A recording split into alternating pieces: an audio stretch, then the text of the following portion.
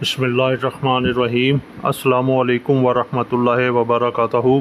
क्या हाल है दोस्तों, उम्मीद करता हूँ कि आप सब खैर वाफ़ियत से होंगे। तो अपनी आज की इस वीडियो में हम जिस कैप्सूल के बारे में रिव्यू करने जा रहे हैं उसका नाम है इमोक्सल।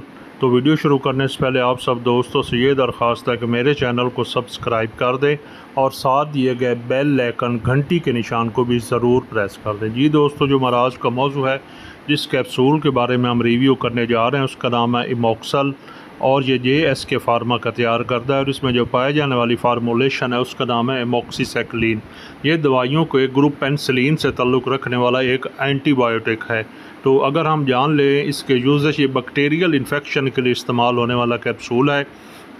अगर आपके गले में इन्फेक्शन हो गया हो, आपको टॉन्सिलाइटिस हो गए हों, या आपके नाक में इन्फेक्शन हो गया हो, आपके कान में इन्फेक्शन हो गया हो, आपको फेफड़े में इन्फेक्शन हो गया हो, आपकी छाती में इन्फेक्शन हो गया हो, आपको खांसी हो गई हो, या इसके अलावा आपकी झूठी या पेशाब की नाली में इन्फेक्शन हो गया हो, आपके गुर्दों में इन्फेक्शन हो गया हो, आपको जल्दी इन्फेक्शन हो गया हो, केल मुहासे से फोड़े फिनसियाँ वगैरह निकल आई हों, या कोई ज़ख़म हो गया हो, या इसके अलावा जोड़ों में इन्फेक्शन हो गया हो, या हड्डियों में इन्फेक्शन हो गया हो, ये हर किस्म के इन्फेक्शन और ख़ास तौर पर बैक्टीरियल इन्फेक्शन के लिए नहायत ही मुफीद और फ़ायदेमंद है। इसका जो इस्तेमाल करने का तरीक़ाकार है, इसकी डोज़ है 1 कैप्सूल सुबह और 1 कैप्सूल रात खाना खाने के बाद इस्तेमाल करवाया जाता है।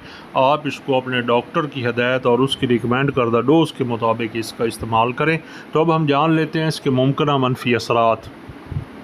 ये एंटीबायोटिक है, ये आपका मैदा डिस्टर्ब करवा सकता है, आपको दस्त या मोशन हो सकते हैं, आपको मतली उल्टी हो सकती है, आपको गैस हो सकती है, जलन हो सकती है, तेज़ाबियत हो सकती है।